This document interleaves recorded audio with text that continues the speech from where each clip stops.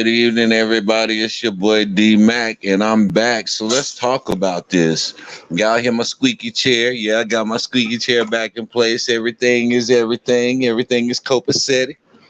So let's talk about this now because this subject that I want to bring up now is something that is really a tragedy that this had to take place. There's some good bright spots in this story that I'm about to share, but overall, it's crazy how this judicial system works and what they call justice. There's a young lady. Her name is Pieper Lewis, and she was abducted and she was human trafficked. And when she finally saw an opportunity in her perilous situation, she was able to get her hands on a weapon and defend herself. And in doing so, she killed her abductor by stabbing him. And so she was recently on trial to where the court ordered that she do 5 years probation for the stabbing and pay $150,000 restitution to the family of the man that she stabbed and killed to protect herself and to get out of being constantly used as a sex slave on a regular basis. And so I'm trying to figure out, where is this justice? Well, the bright line came in when a former teacher of Miss Lewis got wind of the story and the situation, and she started a GoFundMe. And at this current time, the GoFundMe is at about $400,000. That was as of yesterday. What's going on, Hurricane? Good to see you. Yeah, it's absolutely ridiculous. The only silver lining in this thing is that the GoFundMe has reached, well, as of yesterday, it was at $400,000, and it's probably going to reach a crazy number. But my whole thing is that the family of the man who violated her, the family of the man who abducted her, probably joined in breaking her in. This is what the traffickers like to do: break the girls in and get them ready for what they're about to go into, the lifestyle they're about to live. And so they more than likely have sexually assaulted the girl themselves. And so this man was not only a rapist, he was a kidnapper. He's probably killed some of these females and who knows what else. And the court made this now 17-year-old girl, because she was 15 whenever she was kidnapped and went through all of this. 16, now she's 17 years old. And the court ordered a 17-year-old victim of sexual trafficking to pay $150,000 restitution to the family of her kidnapper. Where in the fuck is there the justice in that? The only, like I said, the only justice, the only good part that came out of it was the GoFundMe that raised the funds, so she won't have to worry about having that debt on her conscience. But she has to reward the family of the man who did these horrible things to her. That is absolutely sick. How can you place a judge? Thank you for that. Thank you for that, Hurricane. How can you place a judgment like that on a minor? On a minor, this child can't even enter in any legal binding contracts at 17 years old. But you're going to force her to pay this family $150,000 because this man was a piece of shit. This is what they're saying to us as a nation. This is what they're saying to us as a community. You can get abducted. You can get raped and assaulted and done any type of way. And if you fight back and you happen to get away from that person and take their life in doing so, you're legally liable for that person's earning potential that was going to take care of his family. Even though that money was made by making you a slave, even though the money that he was using to support his family came from you being forced to be raped, you now have to pay these people and keep their lifestyle that was made off of your back, off of your body. You have to help maintain their lifestyle because you took their breadwinner out of the household. How sickening is that? Now, I've had an episode to where I was talking about how they're going to usher in pedophilia, how they're going to usher in this alternative lifestyle. That's what they're going to label it, so that we don't have to hear the word pedophile and say it for exactly what it is. But they're ushering in this age of acceptance for pedophilia. And this is one of the ways that they're doing it. You said, was she reported missing? Um, I believe I don't know if she was reported missing or not. I don't know if she was reported missing or not. But the bottom line is she got away from him she got a hold to a knife or something, and she was able to stab him to death, and that's how she got away. So I guess the the state is trying to say that maybe she was just a prostitute of his and she got tired of him beating on her and she retaliated and then came up with the story that she was sexually trafficked or human trafficked. That's what they were trying to argue, and I guess that's where they came up with that ruling of having to pay restitution or whatever. But let's keep in mind, this is the same thing that they tried to shy away from and deflect from in the Jeffrey Epstein case, is the fact that this is a child, this is a minor. She cannot be considered a prostitute because she is being forced as a minor to have sex against her will. So there's absolutely no way that they can label these little children sex workers, prostitutes. But this is what they're doing so that they can let these people off with a slap on the wrist. With Jeffrey Epstein, instead of making him register as a sex offender, they charge him with having sex with a prostitute. Even though that girl was like 16 years old, she was a minor, and he was supposed to be charged with being a sexual predator. They charge him with unlawful acts with a prostitute, a sex worker, however they make the terminology to make it sound good. And so this is the same thing that they're trying to allude to with this young lady.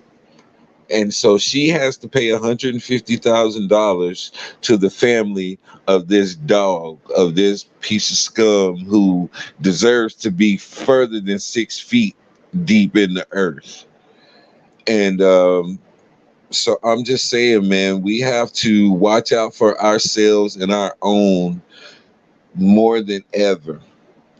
More than ever. You think that would be self-defense?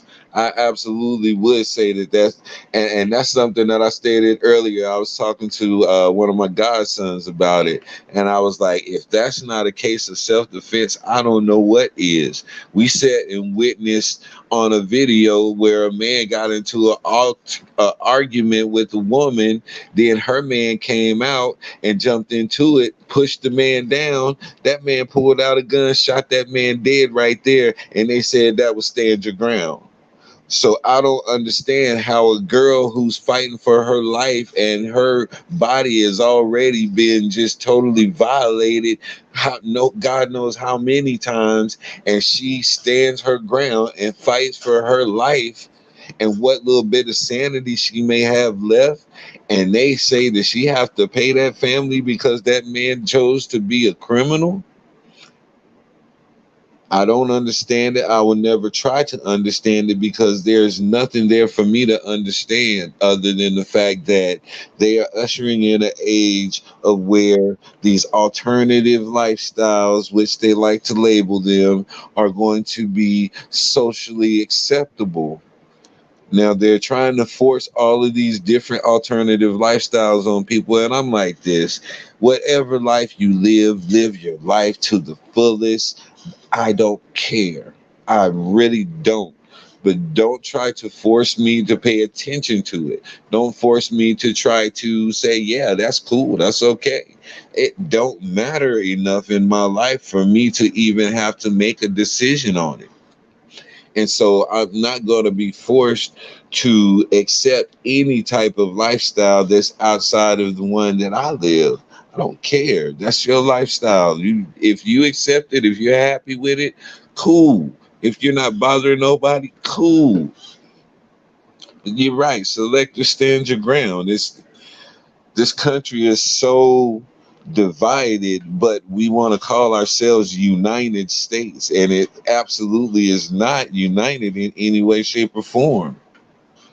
So I'm just like, yeah, I want to have that attitude. Just leave me alone. Do you? I really want to be like that, but I can't because it's too many kids out here in the community that needs for me to not just leave it alone. They need for me to be active in stuff, and so where I wish I could say that, and I swear on everything, I wish I could just say fuck everybody. I'ma just do me, but I can't because it's when I'm walking to the store and I see something fucked up, I can't just walk past it like it ain't happened. There was a situation recently that happened, and I was on the phone and I heard it, and I'm like, shit, I got to get to this situation because there's no way that I can hang up this phone and knowing that this situation is going on and I can do something. So that's just me. So, I would love to just say, fuck it, leave me alone, do you, but I can't. I can't. And so, in order for me to not drive myself crazy with all of this stuff, this is why I make this outlet. This is why I go to the community meetings. This is why I talk to, yeah, parents need to pay attention too. That's why I talk to parents. That's why, I try to know everybody in my neighborhood. So when they see me out here moving around the way I'm moving, they know that I'm protecting the neighborhood. I'm somebody who has an interest in watching over their children out here so they have an extra set of eyes in the hood and they're gonna have a sense of relief. You know what I'm saying? That's just in me to do. Ain't nobody got to tell me to do it. Ain't nobody got to pat me on the back. That's just what I'm gonna do regardless, whether they like it or not. But I just want them to know, who I am, what I'm doing. But man, it's so sad because this girl was abducted. That means that she was kidnapped. She was forcibly taken from somewhere. Somebody who loved her didn't know where she was at, what was going on, and she wake up somewhere and now she's forced into a life that she probably never ever could even imagine existed. And now that she's freed herself from that, now that do you know how much courage it takes to be able to fight back against somebody who's done something that could break anybody's spirit? To go through what that young lady went through. Now, mind you, she was only 15 years old when this happened. For her to go through such a horrible, traumatic experience for over a year, almost 2 years, and be able to drum up the courage to still fight for her freedom. A lot of people at that point have Stockholm syndrome, and Stockholm syndrome is when you start to have this convoluted admiration or respect or reverence for your abductor, for your kidnapper. And over a 2 year span, most people will have been broken and they will have been in that Stockholm syndrome mindset. And so for this young girl to persevere that long and to drum up the courage to still fight against her abductor and to actually make it out, and then to get in front of the court of law, the people she ran into the arms of, no doubt, whenever she saw the police, I'm pretty sure she ran into their direction and she was glad to see them because they represented the people who were going to get justice for her.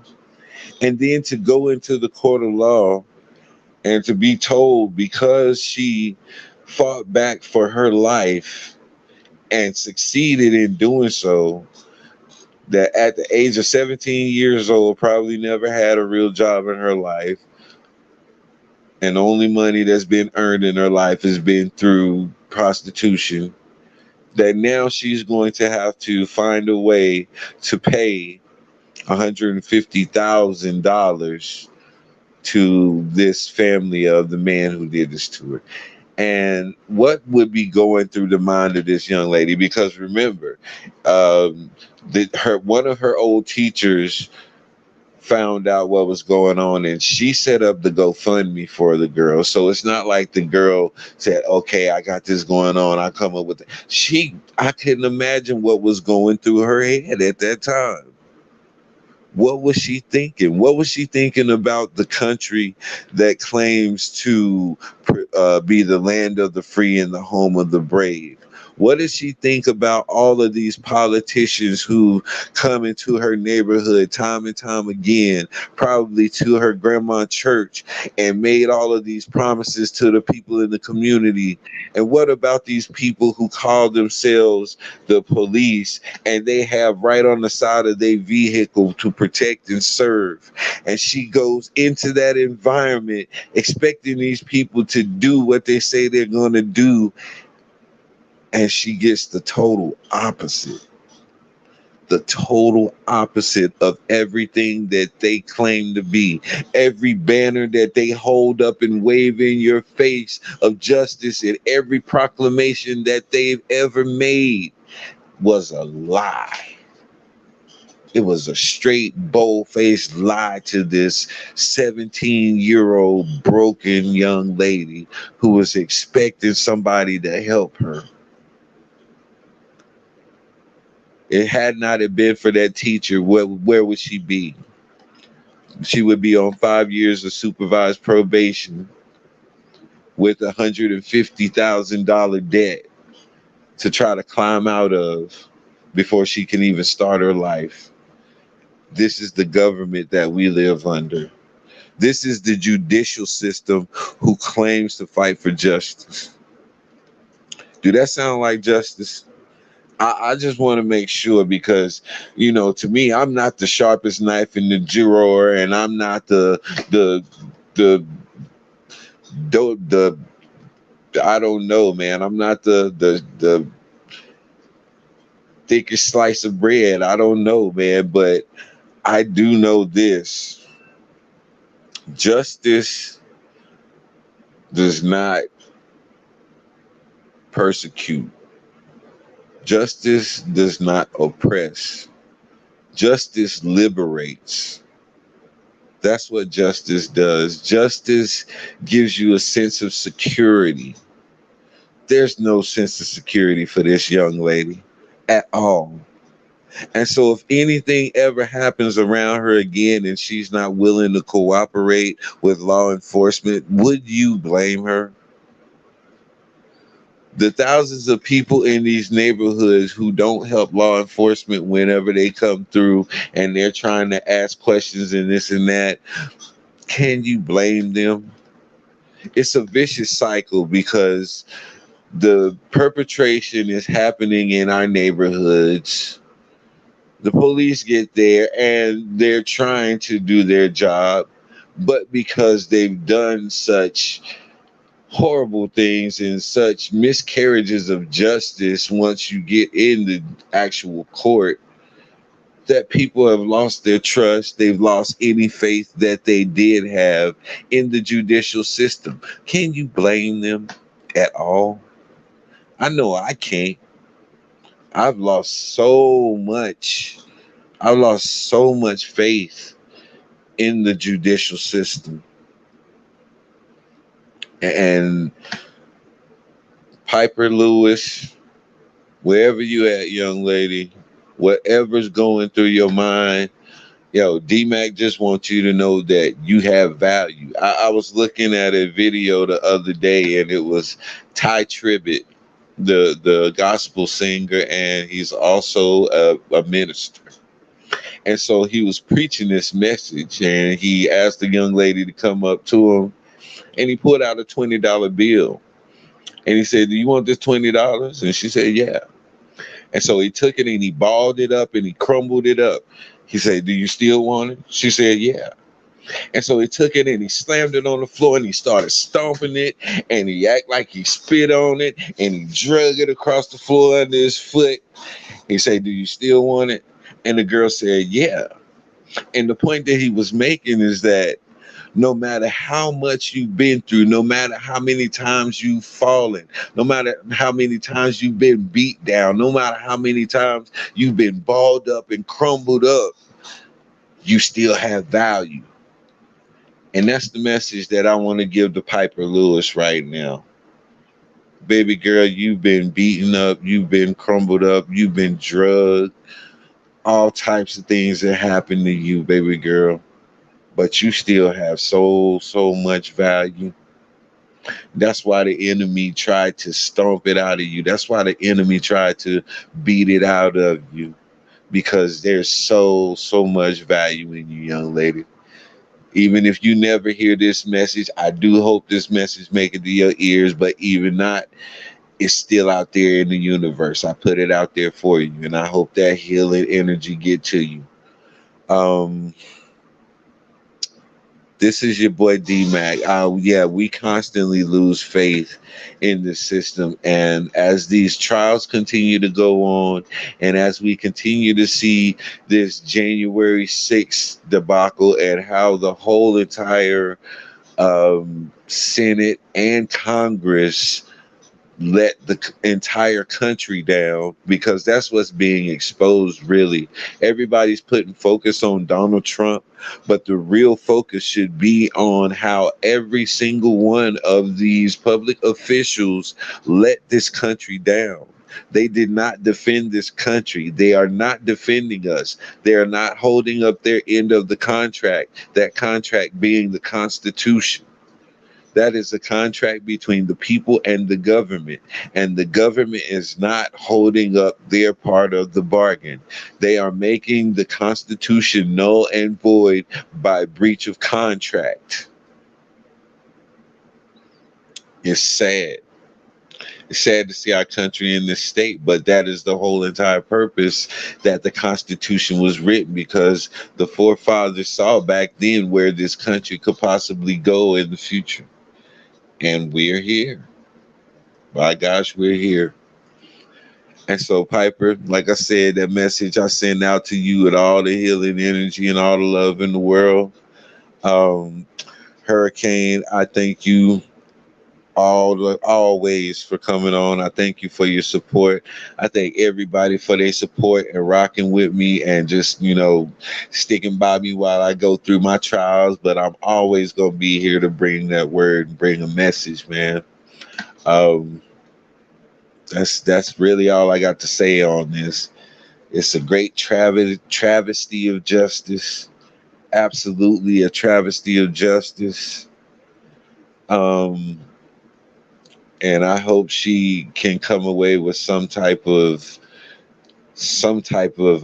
decent attitude towards life and towards people in general, because these types of traumatic situations will make you think very low of most people. When you see the worst part of society and you see the worst part of human beings, it's hard for you to give people the benefit of the doubt. And so, yeah, yeah, I hope she can come away with this and get some type of good outlook and good perspective on life at some point.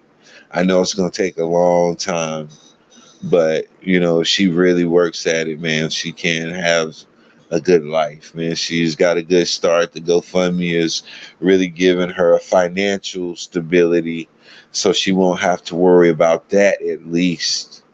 At least that's one good thing that comes out of it. And then let's hope that those funds aren't exploited, because she is 17. She's not really old enough to actually get out and do legal things yet. So she has to have a guardian, which I guessing would probably be that teacher. And so let's just hope that the funds are appropriated properly and she gets a good start off at the second chance at life. Um, this your boy D Mac, man. I appreciate everybody. Um, I'll come on again. I'm gonna be coming on pretty often because, like I said, I'm gonna be doing a recap of everything that I missed out on over the weekend and stuff, or this past week. Yeah, we all wish her luck. And so, yeah, I'll just be dropping in and just whatever good conversations I've come up with, then that's what we're gonna run with. And also, I have a little project that's in the works. I'm not gonna really put it out there yet because I'm, you know, conversating with this person about possibly co-hosting one or two panels a week, something like that. We'll see how it goes, from a male and female perspective. Um, so I'm just going to continue to talk out and hash out, see if we can make this thing happen. And hopefully it'll be something dope and something that'll be beneficial. But I just, like I said, I want to continue to grow, and I don't want to stay one dimensional. I always want to try to bring different varieties of information and messages. So we're gonna try this out, and once I get the particulars and we actually agree on something, then I'll go ahead and put it out there what this project is. But yeah, I'm excited about the near future. So y'all know what I say, man. This is your boy D Mac. Sticks and stones can break your bones, but the word can always heal you. I'm out.